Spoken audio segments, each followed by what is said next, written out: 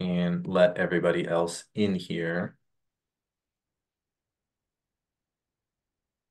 Okay, so today we are going into the luminous.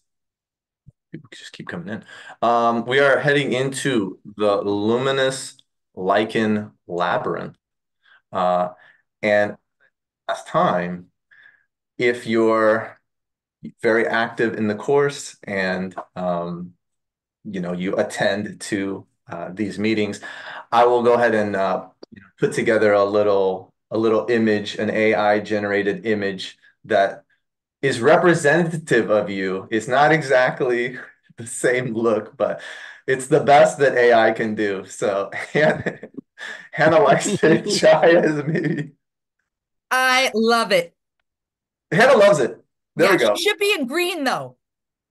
Can we There's get a, oh, I already told him that print didn't really reflect like Okay. me. Oh, I know. This is the I actually updated the thing, but then it changed the hair, so it's And my Adorable. forehead looks like an alien, but I'm fine with it, really. Thank you so much for taking the time, Ronald. You shouldn't spend any more time. I can't wait till next week. to see who's going to be next Yes, week. Well, yes. we'll And just see put me who. in there and then we're done with it. You can move All forward. right. Thanks. So we are headed in, as I said, to the labyrinth of the luminous lichen.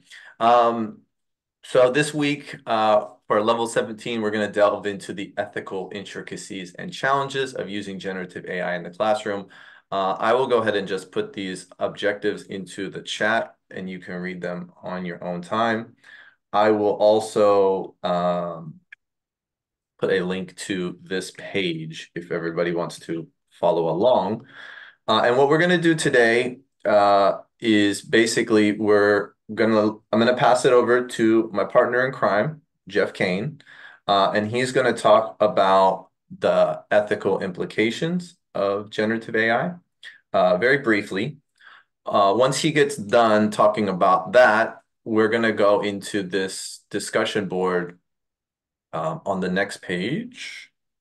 It loads up, where there are several scenarios of possible situations that you might find yourself in related to generative AI in the classroom. And so what we're going to do is I'm going to separate you all into breakout rooms, and then you're going to kind of talk about and discuss what you would do in this situation. So some like possible solutions. And then ideally you would go in here and you would add in whatever you spoke about with your team into the discussion board so you can at least get credit for it on the back end. And then the last section here is reflections. We're gonna look at these different AI policy approaches, um, potential things that you could think about and add to your syllabus. And then the idea would be you would pick one of those and then write about why you chose those ones. And um, if you have your document open, the reflection journal, you would go in and then add in or answer each of these questions that are in the reflection journal. So fairness and honesty, when and how AI can be used. These are somewhere in here. So, but we'll do that later. Jeff has some stuff to do later on, so I'm going to pass it over to him now, where he can talk about AI ethics. Jeffrey Kane. Okay. Um, what I'm going to do is I'm going to just look at this very briefly at a couple of levels. The first thing that people were asking about in our office was things like, how do we know um, our students are producing the work that they're um, producing that's original work? And these questions for myself, AI is just the latest iteration of Course Hero or websites where students will download papers. Um, So on that level, it's uh, what I've shared with faculty. So let me get into the chat here. What I shared with faculty was just some ideas about instead of thinking of it as something that needs to be policed, what do you do normally to promote authentic learning in your classroom, and um, how do you promote academic honesty in your classroom? So you just take it from that perspective. But in general, there are a lot of ethical issues around AI and using AI that that we're kind of, I think that we're losing a lot in the hype. You're right. Um, because when we're talking about AI, we're generally talking about big companies like OpenAI, which I consider to be ironically named, because there's really nothing open about that corporation. Um, they're not going to be transparent about what data they trained their algorithm on, how the algorithm is constructed, and that creates problems later on, which I'll go into. But it also, a lot of the data that they're using now is the user provided data. And so what we have is, just like in with websites like Course Hero, students upload entire papers and ask for for it to be rewritten or whatever it might be, and then use it. But what happens is sometimes there's student names are going up there, instructors' names. The students are using computers that have IP addresses, and so all of this data is being put together. And so it's one of those things where you want the students to be aware that the tools that you're asking them to use have zero concern about their own personal privacy, right? Um, we have ways of looking at technology for accessibility. And I've been begging the state of Washington to apply the same sort of impetus behind student data and protecting student data as well. There is a rubric that they're working on that'll come into being sometime, but they've been working on it for years, you know. Um, but so anyway, the question, so some of the issues are large language models store your conversations and use them as training data, and they're not transparent about um, how they handle their uh, how they handle privacy. Then also, as you probably know, that ChatGPT does not attribute sources that it uses.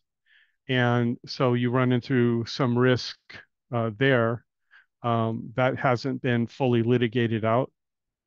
There's been some movement in journalism about how that plays out. Um, but so one of the things, one of the problems with it is a student can ask ChatGPT to generate something. ChatGPT does generate something, and it can sometimes take sections of text word for word and put it in a report or some other document. And when the instructor looks at it, it can often look like plagiarized material. So there's that and also ethically, I think that that this hasn't been sorted out yet because it's the data it's trained on is basically anything that was not tied down in the internet and that included massive amounts of copyrighted material. And currently, the legal status is that anything generated by AI cannot be put under copyright. Um, but there's news agencies are suing because their copyrighted material is being used as training data. So we'll see where that goes out. So that's an ethical those two right there is transparency, how they handle data, and copyright issues that I think are unresolved. The other ethical issue that that comes up is the fact that because large language models like ChatGPT or Google Gemini are trained on the internet also includes places like Reddit. And so Or what hap 4chan. Sure, yeah. So in other words, when you ask sometimes that, let's say, well, you know, we were at a conference and a an instructor had asked live right there in the conference for ChatGPT to write racially inclusive math problems, and it basically fell back on a lot of stereotypes. You know, so it's Jose has 12 enchiladas and Maria has three. You know, that kind of thing. Um, and You said so something that like Jamal has 12 basketballs and Yes, yeah, yeah. Yeah, it was pretty bad. So, you know, and you don't want it to, you don't want ChatGPT to write up your, uh, if anything on the Holocaust either, you know. Um, so then there's also, so that's, those are ethical problems, you know, it's equity, because the question is, what data was used to train the LLM, the large language model, um, whose data was included, and what data, and what does that data exclude? And so what you find out is that that these large language models also reflect the serious inequities that are in our society in general. So it's a reinforcing of inequities and stereotypes in our society. Uh, so those I think are three areas that I think are are issues. There was a couple of articles that I think is useful if you want to take a look or a closer look at some of this. Um, there is this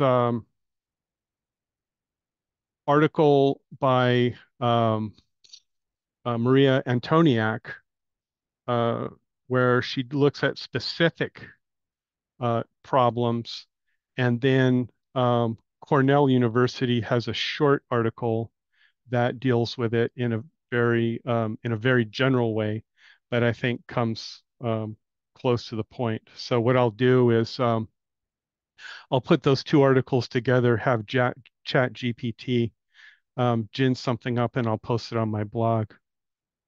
So and then that'll be a Jeff GPT I know, submit. and I'll look like a real genius. Um, but anyway, so those are some of the issues. Also, I think one more. Um, it was I had I was going into a meeting and I needed a really short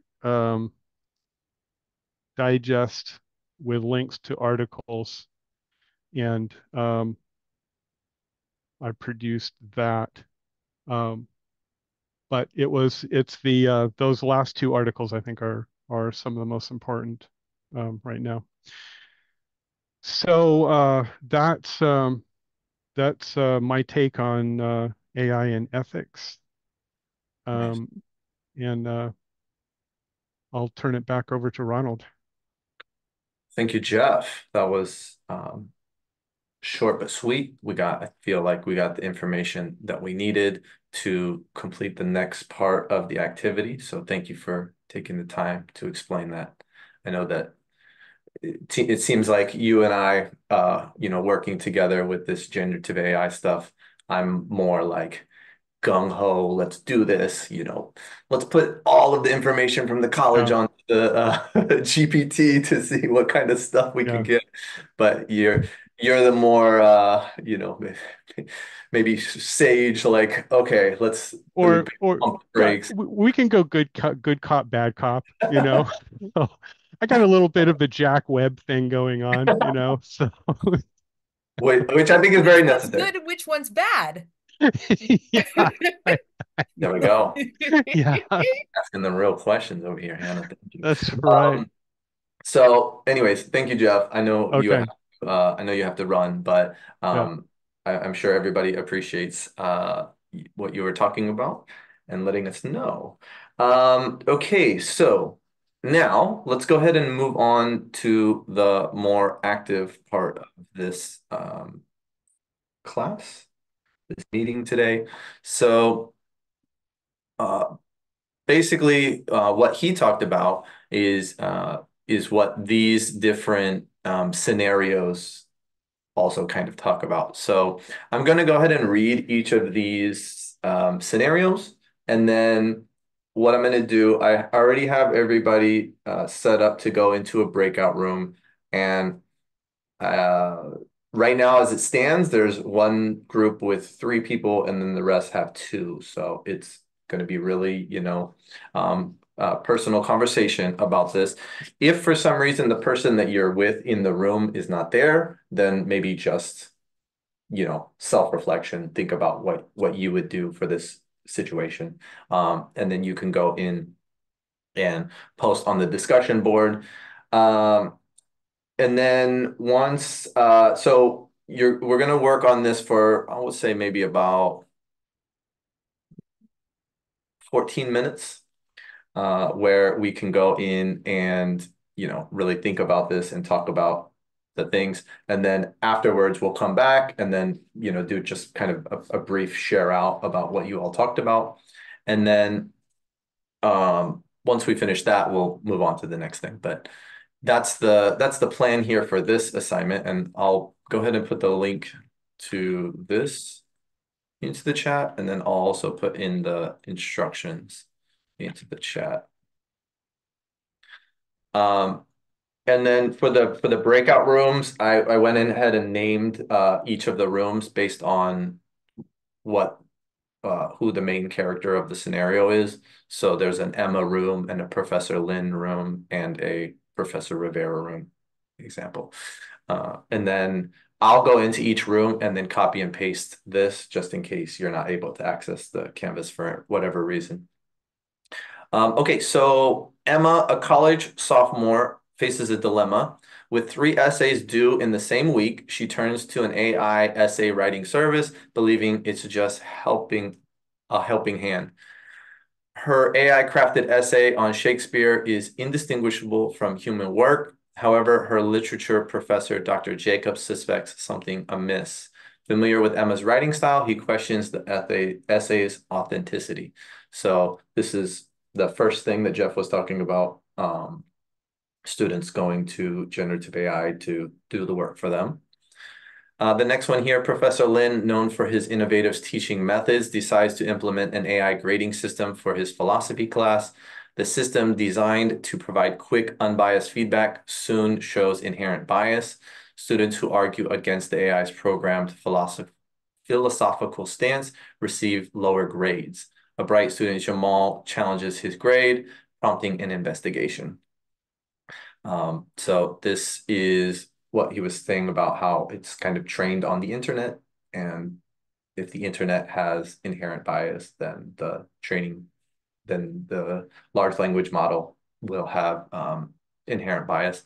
The next one, in a bid to enhance student engagement in her remote classes, Professor Rivera employs an AI-powered learning platform. The platform analyzes students' participation, facial expressions, and even the frequency of their online interactions. Initially pleased with the increased engagement, and I would say analytics, Professor Rivera soon faces backlash as student Alex raises concerns about privacy invasion and the ethics of such surveillance. And then the last one, Dr. Jones, an enthusiastic history professor, decides to experiment with AI-generated textbook tailored to her course's specific needs. The AI promises a dynamic, up-to-date resource adapting content based on course progression. Mid-semester, a keen student, Leo, notices historical inaccuracies and oversimplifications in the AI-generated sections on World War II. Concern he brings is to Dr. Carter. Oh, we have a different person here, so I'm going to go ahead and edit that. We're gonna keep it as a Dr. Jones. So that would be like, I don't know if Jeff talked about this necessarily, but let's say you were thinking about creating an OER and using generative AI to help out with that, then what this might be a problem that you might face is actually, I don't think he brought it up. I was waiting to see if he was going to talk about hallucinations. He Hannah? he, he kind of alluded to something about the Holocaust. Oh, that's So true. yeah, that's probably where this maybe the World War II information in AI might be biased. Yes, yes, yes. That's a good point. Okay. So, um, that's that. Does everybody understand what we're going to be doing now? I'm going to be putting everybody into the rooms, the breakout rooms, and then what did I say? 14 minutes. Well, you can talk about it with your partner, and then I would say if you're on here now, like whatever you talk about, toss it onto the discussion. Even if you just type in, talked about this in more detail, just maybe like the broad bullet points so that other people can interact with it later on. Um, but yeah, like I said, if you post on here, you'll get the credit for this level. Jaya, do you have a question? You Oh. do, huh? Go ahead. Are these the same, is this the same discussion that we're posting in? Because I see something else posted in the discussion other Are you than on level 17? 17. Yep. Are you on by any chance this one, the integrations of ethical? Yes, I am. Okay, so you could just go down to previous. There's two discussions this week. Oh, go to back. I went too far Yeah, just go ahead as and go usual. back. I The went the too link far. in the chat Okay. should be the one that you need to go to. Okay. And the other thing, Jeff, I don't know why I was calling you Jeff, but Ron, is that I see that you post these individually as like snippets of conversation rather than collectively in one response. Yeah, so the idea would be you would only reply to the one that, Oh, one of these yeah. or all of them? No, for now, I mean, well, the assignment says that you can select one scenario, and Okay. in this time that we have today, maybe just focus on one. If you and your teammate Go through finish them. it very quickly, and then you can move on to another one if Okay. you have extra time. But Okay. all right, so I'm gonna put you all into the rooms now. Let me make sure everything is set up correctly. Automatically move you all in there. And then if y'all have any questions, you can call me into the room. And oh, just so that I let everybody know, for the first one, it's going to be Jaya, Jasmine, and Larita for Emma. Professor Lynn is Hannah and Tracy. Professor Rivera is Elizabeth and Perrin. And then Dr. Jones is Diane and Jeff. So if you have a problem with that group, let me know. But if not, I'll see y'all soon. Bye-bye.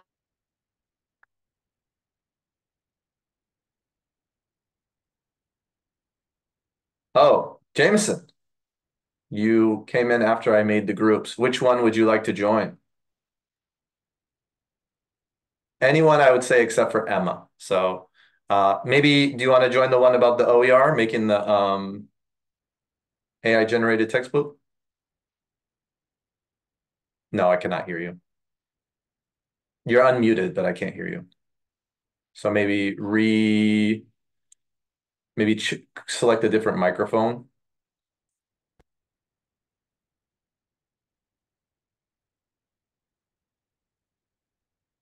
I'm assuming that you know how to do that, but just in case you don't, you go, if you're on your computer, next to the mute button in the bottom left, there's a little arrow. You click that one, and then you can go in and choose different things.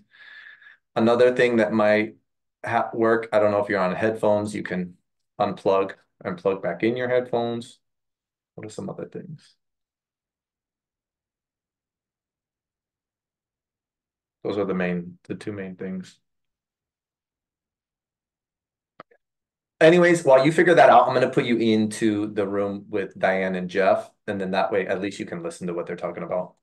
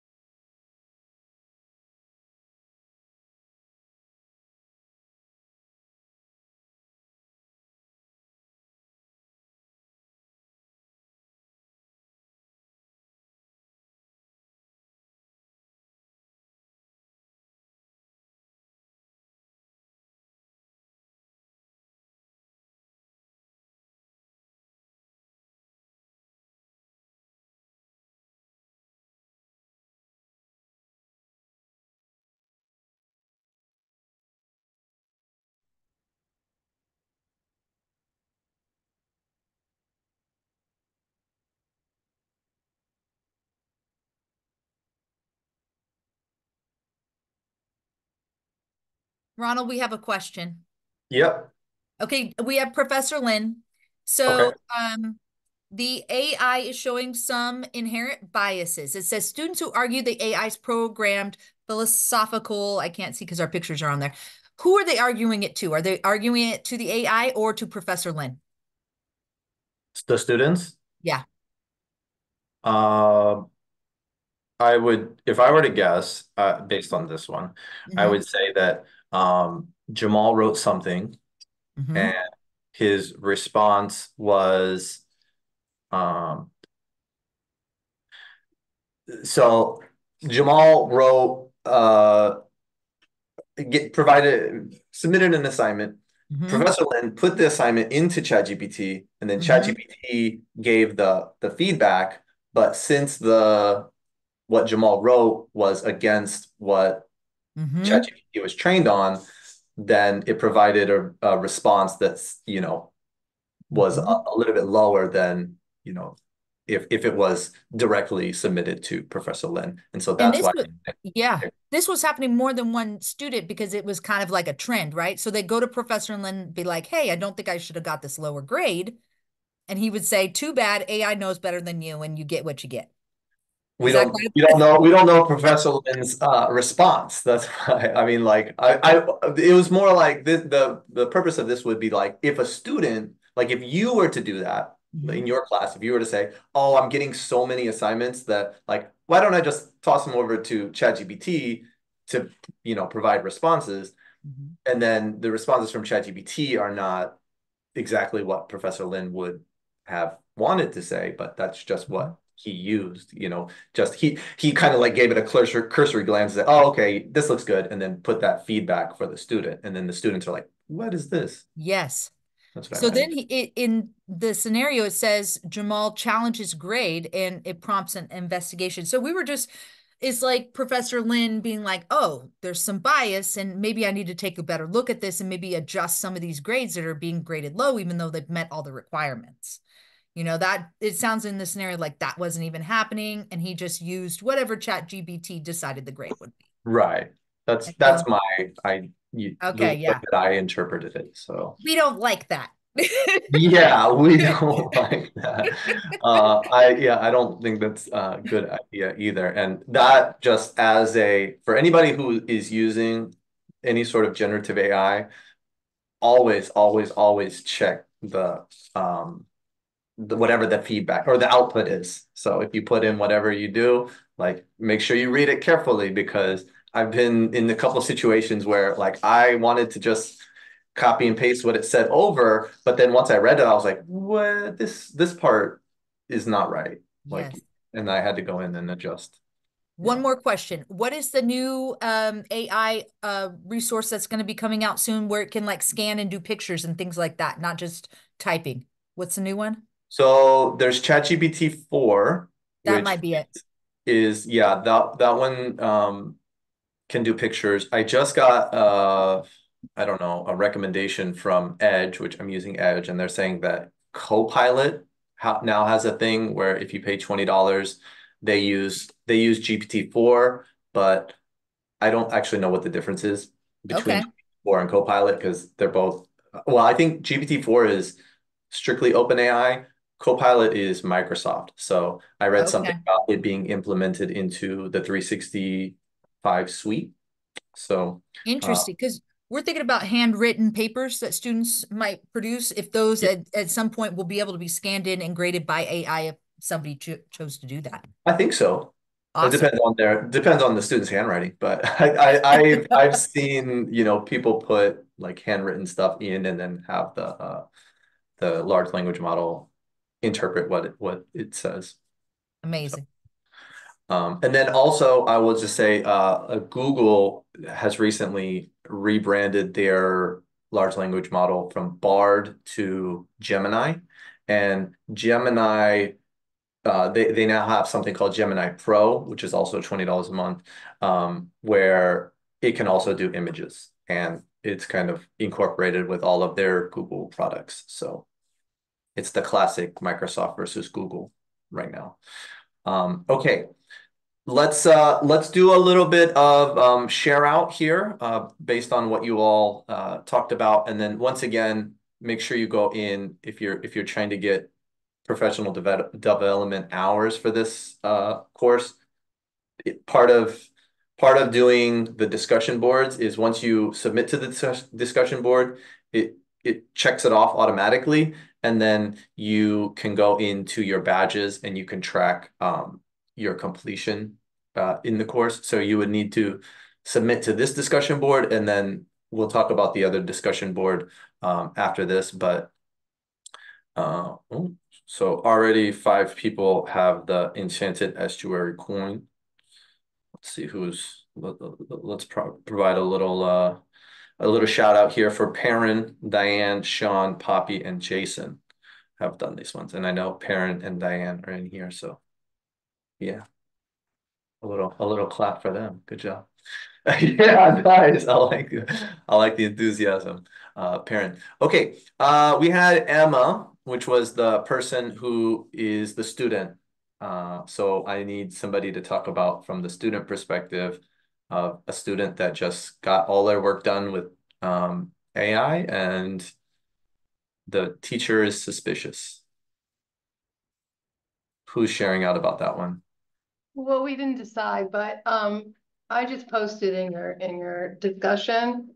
I Okay. mean, really, we determined that we had different types of students going through our classrooms. Like some of us teach cohorts where we Mhm. work with them throughout the program. Some have students that are coming in and out of their classes all the time, so they don't have like as much of a working relationship. Like I feel like at a certain point, I know what my students' capacities are. But it was agreed, especially I think it was Larita that said, she would, even if she suspected it, she would probably not mention it to the Mm. students. And Jasmine was in there too. And I think that I guess I'm learning not to address it directly with students. However, I have addressed it with kid gloves, like, hey, this seems very different than your previous work. If you're Mm. working with AI, I'm okay with that, but we have to talk about how we're going to integrate it. And I don't have a policy this quarter, so I will have a policy in all my other classes. And then I mentioned something about having maybe different assignments have different policies towards the use of AI. Mm. And I'm not sure. I suppose for some people who classroom management, it could be more difficult to do that. But I can see in design in some of the assignments we have where sometimes I want them to use it. Like right now, I'm designing assignments for them to use it. So Yeah. anyway, Larita and Jasmine, did I miss anything? No, I think you covered all. I think you did good. The only thing I'd like to add, though, I think the reason why I would not approach and ask the student, because I teach computers, I'm not a writing class. I'm not a Right. psychology or something that they have to have a lot of content, but they have to produce projects. So I would want probably in class to have them demonstrate something that they could produce if I saw a student that struggled coming to class and then online, his assignment is like 100%. Mm-hmm. And then when we're back in class, he's struggling. Mm-hmm. I'd probably approach him individually and just say, I see you've got 100% on assignments that you submitted, but you can't do that in class. Mm-hmm.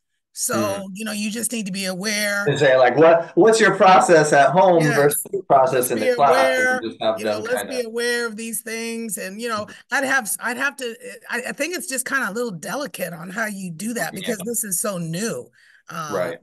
uh, And it can be very dangerous. I've read a couple news stories where a professor said, you're using ChatGPT. I know that you're using it, but then once the accusation is made, there's no way to prove that they're using it unless, their submission has, you know, they forgot to say the chat, they forgot to remove right. ChatGPT at the top. So it's definitely a tricky situation that we'll have to kind of keep an eye out for. Right. So, Perrin, I saw you had a hand up. Did you want to add I anything? just, I think you touched on it there about, how do you prove?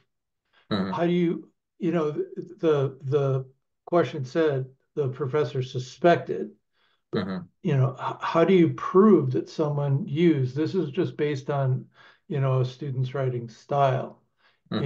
and, something, that was also brought up is I'm in graphic technology. So we're talking about art, art projects or visual projects.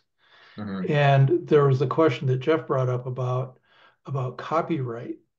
Hmm. And, are we going to, we can encourage AI to foster the creative process, but are we going to encourage our students to create something that may put them or their employer or their client in danger of a lawsuit in the future Right. because they're using copyrighted material to make artwork that they're putting off as their own. Mhm. So anyway, Yeah, that's the image side of it is unfortunately we don't have any bandwidth to cover that in this course, but that is definitely part of the conversation. So Jeff Turner, I see you have your hand up. I would like to echo Larita's comments. Um, I've had students over the years that had test anxiety, so they could, as long as they weren't under pressure being observed, they Mm, could produce really great results. But like this, you give them a standard test in the standard time, and they're below 50%. And it's mm, until you diagnose that, and I'm not a doctor to do that, but until you diagnose that, it's really hard to figure out how can you fail this, but everything else you do is perfect. yeah. I think that's where the kind of personal interaction with the students really try to figure out what it is. And it might be simply as, oh, I in class I have a lot of pressure and I can't perform as well. But when I'm at home, I can, do amazing. I mean, that might be it. You might suspect that they're using ChatGPT or some sort of generative AI, but it might be, what you were just talking about. So And I think too, I would like to comment, I think on some projects, I give a pass fail, and maybe on AI related things, if first getting started, I would probably approach it that way. mm, And involve the class more and have more discussion because I'm learning as well. And because it's so hard to detect and there's no like real way to identify, and there's no accountability, it appears as well. It just might just be a pass fail, and we just discuss and talk, and like we're doing now. I don't know if I can really give a hard grade um, on it. it's tricky. Okay. What we're gonna do right now, since I like this conversation that we're having, and I want to continue with the next ones. I do want to make sure I go over the next section before we run out of time, because I know that some of you all have stuff to do after this. So we're gonna pause on that with a chance to come back to it. But I do want to talk about this next part. This is about the ethical standards policy. And so if you saw in our newsletter, I can't remember when it was, maybe November or maybe even January, we put out some AI policy approaches here. And so basically the green is kind of there you can use AI and you don't need to attribute it, talk about it. If it's part of an assignment, maybe it's encouraged that you use it, right? Like, let's get in there and try to figure this out. You can use AI. It's all good. The four here, critical engagement, means if you do use AI, make sure you cite it. Okay. So you can maybe think about what you're teaching and maybe if you're teaching an English writing class, then using AI for the brainstorming part, but then making sure that you acknowledge that you used AI for the brainstorming part when you write your final paper. The next one here, your original work free of AI must be included in the appendix. So this one would be like kind of the same idea, but you would provide the proof that you used it. So like if I did do my brainstorming, I would copy and paste all of my chat interactions and then provide that as an appendix or like an attachment to your assignment. Final submission should only contain your original artwork with no AI generated content included. I don't know how this is different from the rest of them. I wish Jeff was here, but or Jeff Kane, because he was the one that put this one together. But I guess this was, oh, okay, say AI can be valuable for brainstorming, creating structures, and generating ideas. But then, so I guess these ones is if you use any of the AI in your final submission, this one would be like you wouldn't be able to use anything from the AI in the final submissions. Yep, Elizabeth. Yep, thanks for coming. And then the last one, AI is not allowed to be used at all in the course. So, you can go through and review these policies outlined above. I don't think I put it, but I'll put in some example language that you can use for your syllabus if you want to copy and paste it into your syllabus based on these ones. But basically, you're going to pick one of these, whether it's collaborative co-piloting or all the way down to independent work without AI. And then you're going to reflect on why you chose that and kind of how you foresee that playing out in your course. And then also, this time is a good time to pick a course that you want to edit material for or remix the material and add in or stuff that you've created with AI. And then also, if you're going to talk about AI or have students use AI in your classes, think about what course you want to do. And then the submission for this one, basically, if you have your reflective journal document, you can write everything down in here. There are a couple of prompts here, but if they don't make any sense related to what you're going to talk about, you can just take them out and just write whatever you want. It's just a self-reflection. These are just kind of like guiding prompts. Here's an example of one that I put together for the welding course that I'm using as an example in this course. So you can look at that as an example. Are there any questions about this portion of the work to be done this week? Okay. If there's no questions, I have a quick question. Sorry, yeah, Ronald. go ahead. Okay, so you said choose a course. Yes. Okay, so because I teach a course, I don't have a program, so it would just be my course. Yeah. Okay. Like whatever course you want. So for example, the I'm going to be using this Weld 106 as kind of the example for this whole course of like, what we can do and, put it together. I just chose Weld 106 because I'm working with a faculty member right now who needs help creating materials and organizing his Weld 106 course. So right. Pick whatever course you want to adjust. I mean, even if it's like your course is perfect, you could just use it as kind of the basis. And even if you don't use anything from it, the idea of using the generative AI, that process is going to be the important part. Got it. Thank you. Yes, you're welcome. Okay. Actually, and then yeah, I knew that was going to take a while to explain. So unfortunately, we don't have any other time to talk about these ones in this meeting, but go ahead. Yeah, like Hannah's already posted it. Jeff Turner's already posted it here. Make sure you do that if you want to get the credit. And thank you all for coming. Have a great weekend, everybody. Bye Yeah. and have fun. Take care. Bye-bye. Bye. Bye. Thank you, Ronald. Yeah, you're Thanks, welcome. Ronald. Yeah, have a good one.